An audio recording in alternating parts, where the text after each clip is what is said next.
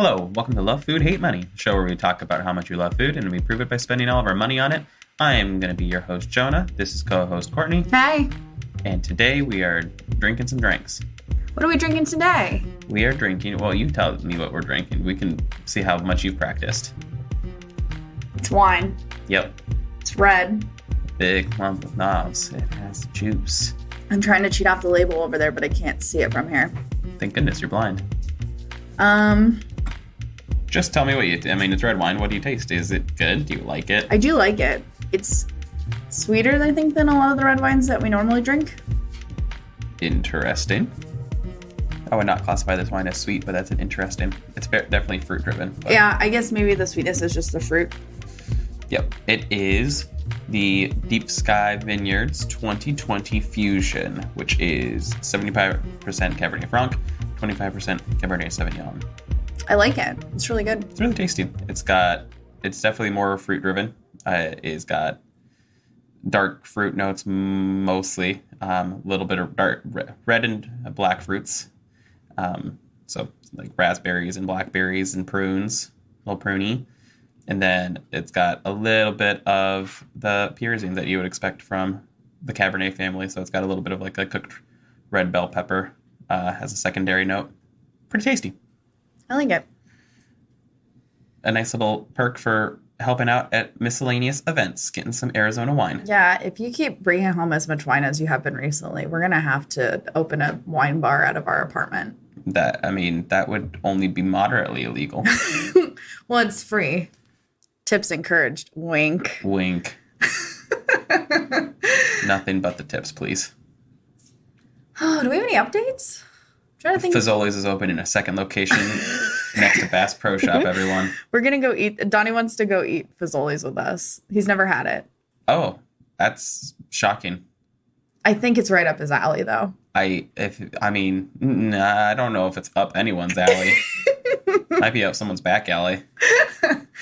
It's such a weird... I was talking to people yesterday about it. They're like, we've never been to Fazoli's. And I was... So many people have never been to Fazoli's. A little bit heartbroken. And that's why it went out of business. Yeah. I am excited. I am more excited than anyone should be about it, but... It's going to be bad. Like, it's just... It's going to be terrible. I remember it being bad, but loving it. Yeah, exactly. So I can't imagine that 20 years of experience is going to really... make it a more positive experience. Yeah. There's that coming up on... We've got so many big events and stuff coming up. Yeah. We got Arizona Cocktail Weeks coming up. That's exciting. This Thursday is going to be Arizona Women in Food. Yep. You're going to be... And I'll be there. Going to that event and helping out and partaking and helping out and partaking. I get to see my first burlesque show. I'm very excited about that.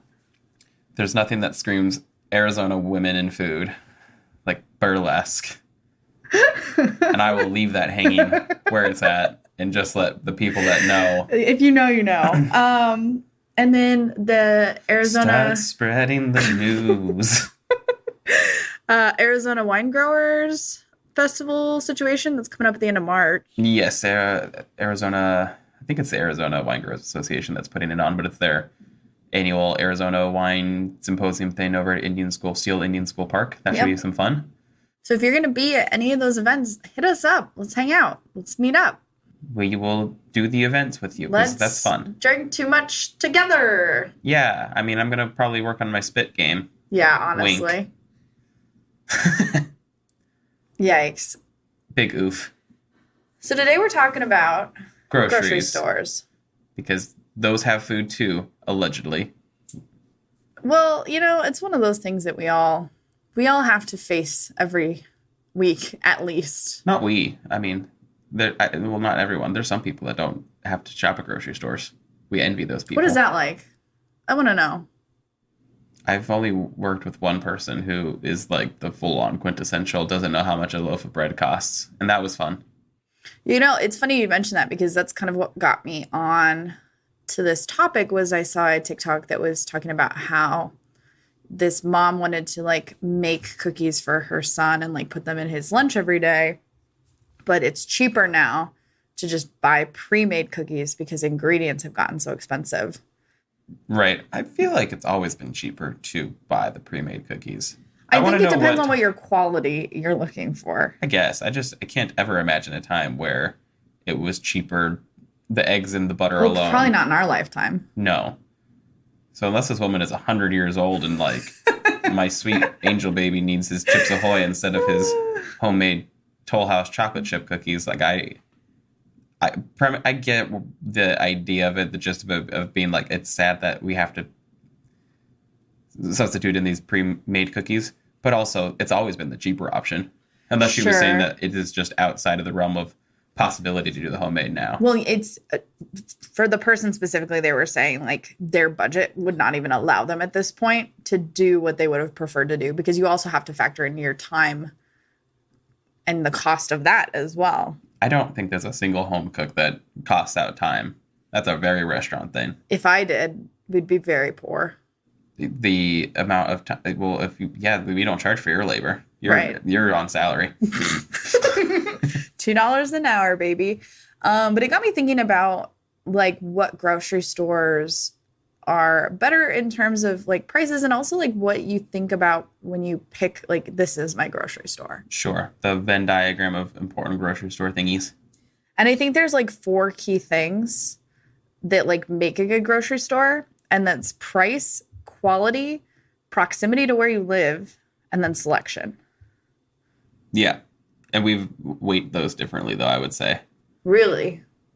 Well, I'm saying that. They weren't in any particular order. Sure. I'm not saying that we, like you and me, rate them differently. I'm just saying that like we have different weights associated with them. Prime example is where we're moving, we're going to drive an extra probably 5 miles to go to a further away Costco because they have a better selection of things. Yeah, you can't force me to shop at the little Costco that doesn't even have cheese tortellinis. Really stunning that they make that the contrast in selection at various Costco warehouses is within hilarious. Within 10 miles of each other, right? Yeah, I think that hold on, 1, 2, 3, 4. There's 4 of them within about a 10-mile radius.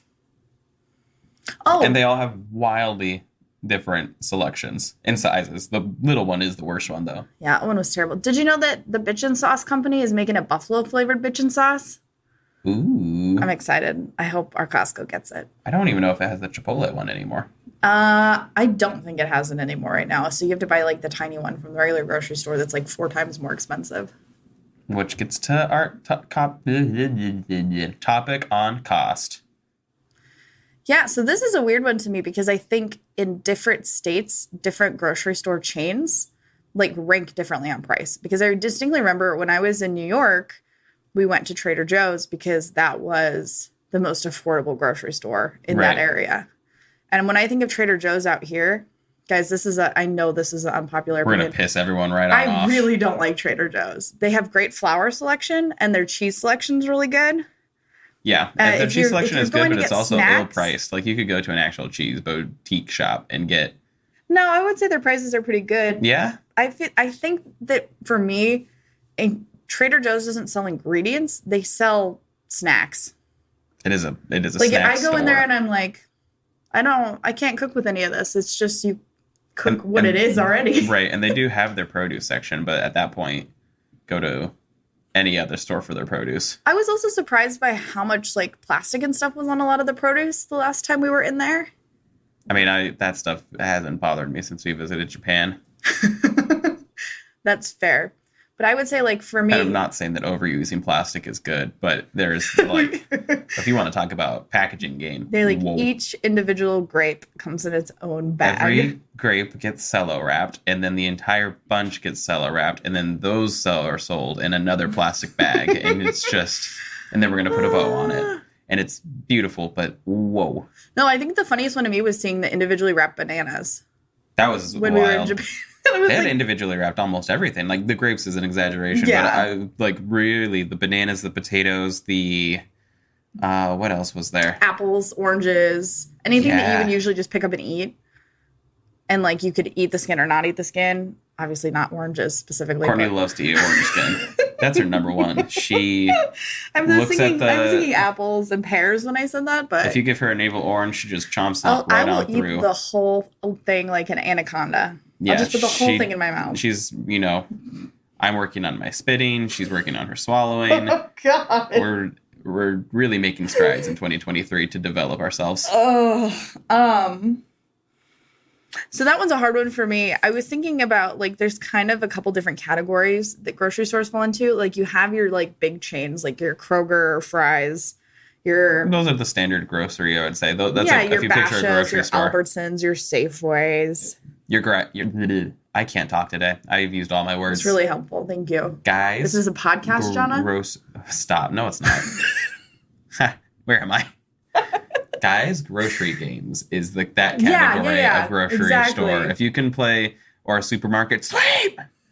Oh, are they still making that or no? I think the Leslie Jones one got canceled. I really liked that one. It was nice to have it back, but I think it's gone again. I don't think there's that many people that are as interested in grocery stores as we are. I think they're wrong. And this episode is the litmus test on that. Yeah, if we get less than like ratings 100, at an all-time low, 100 downloads why don't on people this? Love grocery stores? We gotta stop. So you have those. Then you have like your clubs, the ones that you pay your membership dues to. So like your Sam's and your Costco. Membership dues sounds funny. Sounds like they're hazing you. They really are. Going to a Costco and they're like, insert activity that should be illegal here. Yeah, it should be illegal to charge people to go to your store. That's crazy. And then they trick you into spending more money than you ever would. Exactly. Yeah, we have a Costco problem. But I've recently started just writing dates on our not grocery bags, trash bags. She keeps them all as mementos. God damn it. We went to Costco on this day. No, I can't talk like you. No, they February don't get bags from 23rd. Costco. You get boxes. Are you new? Like laundry detergent stuff to just get like an idea of like how long those things last us so that I don't cry about how much I'm spending up front. I mean, it definitely is the cheaper option because the price per unit is cheaper. Right. I do also wonder some of the psychology, but like I know about some of it, but the laundry detergent I think is a good example of because we have so much of it. Do we use more now? I don't think I do. I don't think I do either, but that is an interesting thought. I wonder how many people that affects.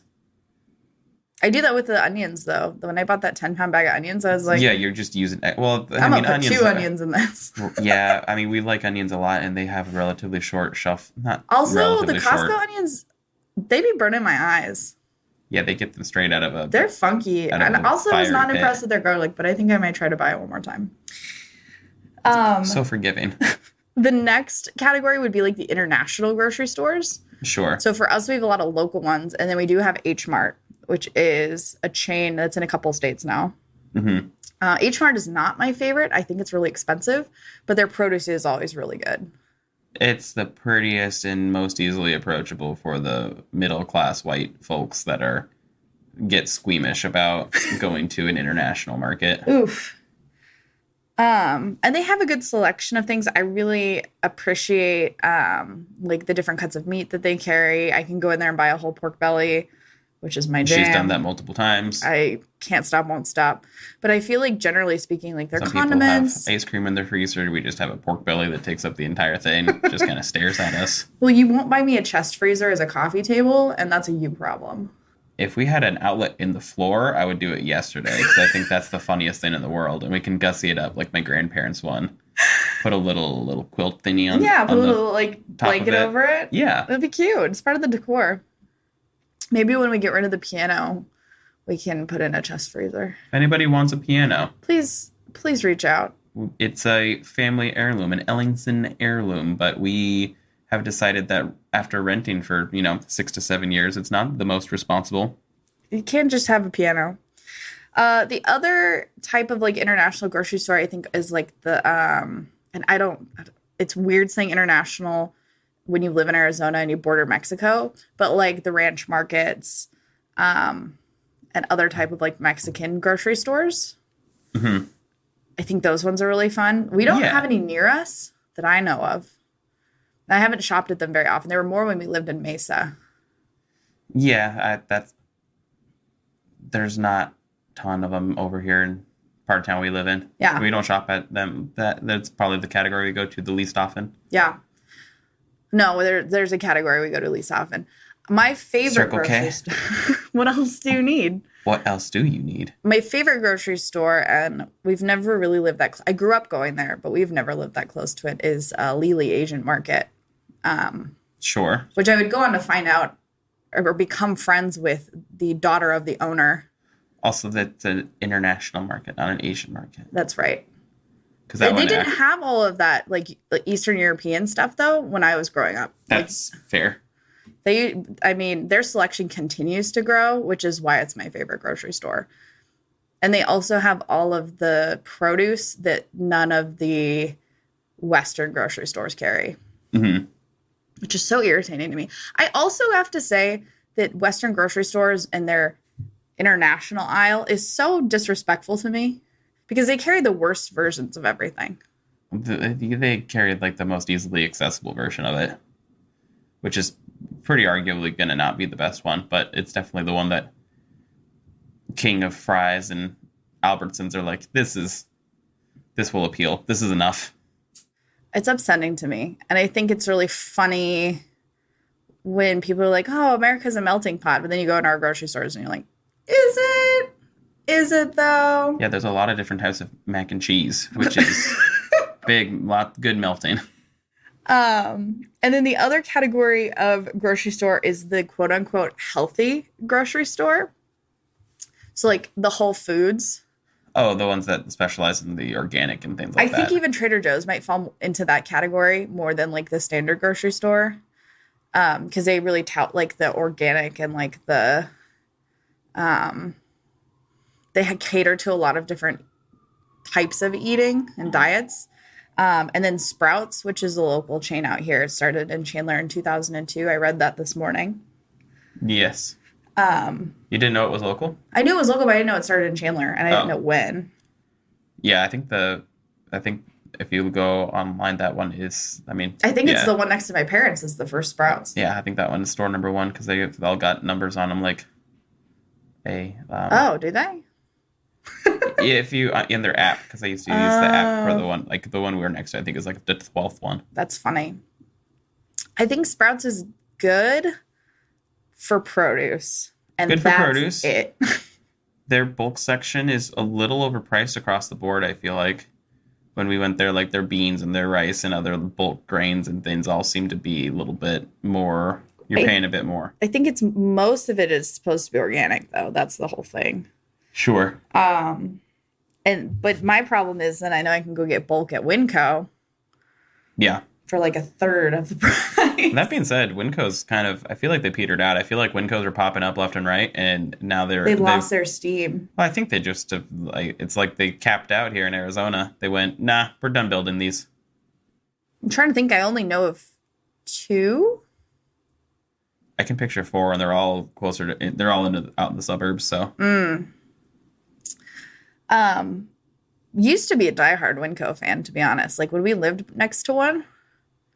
Yeah, that was the only place I shopped. Yeah, but they ranked really low in the options category. Yes, which is kind of helpful for us when we are struggling with things. Where if I go into, let's say, a Walmart, and they've got 15,000 different varieties of Cheerios, it's nice to just be presented with, we have Cheerios, and then not Cheerios. Here's your 2 flavors. Pick. Yeah. Yeah, I would say that was one of the really interesting things because we tend to shop the most at whatever is closest to us. Yeah, we rank proximity pretty high. Price is a factor for sure. Like even if we lived closest to a Whole Foods, I'm not shopping there. Yeah. You couldn't pay me to do all my grocery shopping at Whole Foods because I literally could not afford it. I mean, you can pay me though. I'll take the money to go shop at Whole Foods. I don't listen to Courtney. And I can say that from experience because when I was working as a private chef or a personal chef, my client specifically had me do all the shopping at Whole Foods because they had very strict diet restrictions and really wanted to stay towards organic, non-GMO type foods. And the grocery bill for like the 3 meals a week I was doing for them, because I would prep stuff that they would put in the fridge and then pull out on a weeknight type thing, was just like insane to me. Yeah. Their pricing is astronomical. And if you can afford it, like by all means. And I think that's the interesting thing across the board is like you and I can complain about grocery prices. But if you look at somebody in New York or certain parts of California or Hawaii on certain ingredients and you compared it across the board, sure, our groceries are very cheap. Yeah, especially compared to Hawaii, I feel like it's the one where it's just expensive to live there. Even just, I mean, milk, I think is the funniest one where it's like, what, $14 a gallon? Yeah. That'd be interesting to look up. I was going to try to do that, and then I ran out of time before we prepared this episode, but I think that would be something fun to look into. We're a well-researched podcast, everyone. Well, if our researchers weren't slacking. Yeah, I think that might be me. Or our pug. Winry is a terrible researcher. That's true. One of the things that's been so funny to me recently is there's a couple of grocery stores that are very regional, but they've become very popular on TikTok specifically. Mm-hmm. One of those being Buc-ee's, which people pronounce Busey's just to be annoying. But I still think it's really funny. Oh, Busey's. And that's like a bucket list grocery store for me. Is that a normal thing to have? Like, and every time we've traveled out of the country, I think other than Lebanon, we've gone to a grocery store just to see what was going on. Did we go to one while we were in Japan? We went to multiple when we were in Japan. We went to markets and we popped into... You don't remember the one with the escalator? We went down to the basement and looked in the produce and then went up to the next one. I feel like that was a mall that had a produce section. No, it was a grocery store. That's crazy. They're built different. I think that sometimes we go do things and you black out, actually. It was overwhelming. It felt like a Macy's or a Dillard's. It was just a grocery store. And we also, I feel like in Japan, convenience stores a lot of times double as grocery stores. Yeah, the local kombini is definitely they're the true Circle K. What else do you need? But it's a 7-Eleven. We're a bank. And they have good snacks. Good snack. And I mean, they had produce too. Like that people do. It seemed that it was lots of regular shopping being done at the 7-Elevens and the Family Marts. My other bucket list grocery store is in Ohio, of all places. The old Buckeye State. And it's called Jungle Gyms. And I want to say it's like 5 or 50,000 square feet or something. Like, it's just stupid big. Is that the one that is like got weird walls and stuff to go through? Is that like the full amusement park grocery store? You're talking about an art installation called Meow Wolf, but... Wasn't that also a grocery store, though? Wasn't that a thing? It's grocery store themed when you enter. That's crazy. Anyway, that's where Jonah does all his grocery shopping. It's always a theme park for me. This is why I black out when I go into grocery stores. Oh. It's just a fever dream of fake walls and hidden doors. I feel like Target is also trying to break into the grocery store market, but I just, it doesn't work for me. Target was doing just keeping up with the Walmarts. Right. But they can't get on the price level of Walmart. No. And Walmart is like pretty decent as far as groceries go, but I think their produce is always kind of meh. And then sometimes their meat selection is a little weird.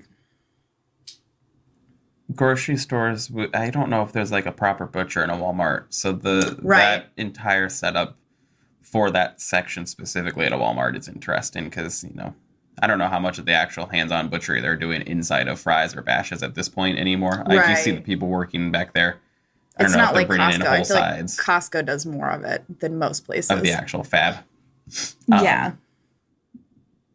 Yeah, the Target pricing, their selection's funny though, because they have weird stuff. What is it? Market Pantry, and then Good and something. No, I think that's one of their clothing brands. I don't know. They had like 2 tiers of Target branded groceries for a while. Because growing up, my family shopped at Target a lot for groceries. Really? Yeah. To be fair though, it was a lot of like ready to eat stuff, similar to the Trader Joe's Trader situation. Joe's, where this is already to go, so it's convenient and a little bit more cost-wise, but 13-year-old Jonah's going to be able to make it.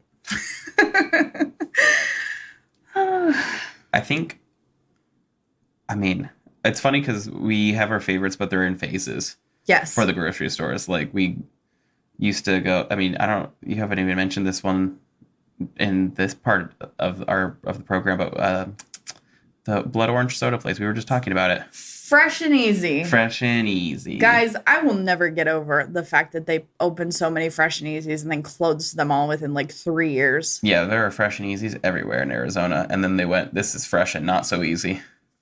I loved everything about that store. Was it a good grocery store? No. Did it have good blood orange soda? Absolutely. And other random things in a self-checkout? Like weird microwave pasta. Yeah, they had that. They were the epitome of just like random ready to eat. But it was priced at a point where you'd be like, all right, I'm going to go in and get my lunch for $3 and ski-daddle. Exactly. I think right now we're in our Costco phase because we're a middle-aged white couple. We have 3 stores that we frequent, and that's Fry's because it's literally 50 feet from our front door. Yep. And I love grocery pickup, and I will fight anybody that doesn't enjoy grocery pickup. I've seen it happen. It's my favorite, and I also really love that when I go pick up my groceries, they don't just like read the thing and know my name. Like Max and I know each other, and Max is not going to let me get bad groceries. Oh, so Max. Shout out Max. And then Lily, like my local international market. I think that my dream would be to live next to an international market like that because if I could do all my shopping there, I would. Yeah. I love Lily. There are some things there that you should just not buy there. Like if you're buying canola oil, do not buy it there. Yeah. Because it is wildly priced, especially when you're talking about like the Costco's where you buy actual barrels of oil. What's your like favorite grocery store though? Like you go, you're excited. Actually, wait, I know the answer to this. It's the big Fry's marketplace ones. Those ones are fun. I like the ones with the clothing in them. Those are good. And then the Murray's cheese section, even though Murray's cheese isn't that good, but it's nice and it's a very pretty little section. It gives you the option to buy a whole wheel of Parmesan. I've not seen anyone do it. I want it so bad. That's how I'll know when you actually love me is you'll buy me a whole wheel of Parmesan. I mean, hopefully I love you enough to make Parmesan wheel money at some point. I hope that the listeners of this podcast will someday love us enough to make Parmesan wheel money. I hope that either Parmesan wheels crash in price or everyone that we talk to is in a point where they can buy a wheel of Parmesan. That's what we deserve. Raise everyone up. You have any closing thoughts on the grocery store? Grocery shopping is fun if you have the time for it. I will say it's the most stressful thing if you don't have the time for it, but I overall enjoy grocery shopping and seeing the different options. I think that's why like just strolling through like a Lily or even Walmart if you're looking for just like weird processed snacks and stuff like that, because I grew up eating a lot of that stuff. So I think don't buy a lot of it at this point, but seeing the variety of it is a fun game for me. Just going through and be like, they make blueberry dinosaur flavored Pop-Tarts now? How do they know what the blueberry dinosaurs tasted like? Like, it's the craziest. There's just so much new shock and awe in that specific sector that is fun for me. I feel like this episode's really building on last week of how not really feeling like cooking and trying to get re-inspired. And like, if you don't vibe with your grocery store, how are you going to vibe with what you're cooking, you know? That's a lot of vibes. That hurt to say. I Yeah. just had to. It also hurt to hear. You're welcome. But yeah, what are the closing thoughts on grocery stores? Self-checkout, real spooky. People are getting arrested left and right. It's funny how many articles about that came out within, I feel like, the last year or so of people being banned from different grocery stores and like... Let's put that on a food news episode because I think that's a fun one. Because I just recently saw a video on how to scam grocery stores. Gotta watch out for the scammers. They're doing it. Charging yourself for jalapenos when you clearly got serrano peppers. I just... You maniac. Gotta do what you gotta do. We're all surviving in this capitalist hellscape together. We're all in it together. Yeah, I think that's pretty much all my thoughts on the grocery stores. On that note, we need to go to the grocery store. Thank you for listening to Love Food, Hate Money. This podcast is edited by John Watkins of Feathered Fiction Studios. He also does our original music. Thanks, John. You can connect with us on social media at Love Food, Hate Money. We're trying to be on TikTok now, so go watch our TikTok, and I promise I'll get better. Just give me time. That's our mantra on everything. It's yes and. The whole premise also... of this show is it'll get better, probably.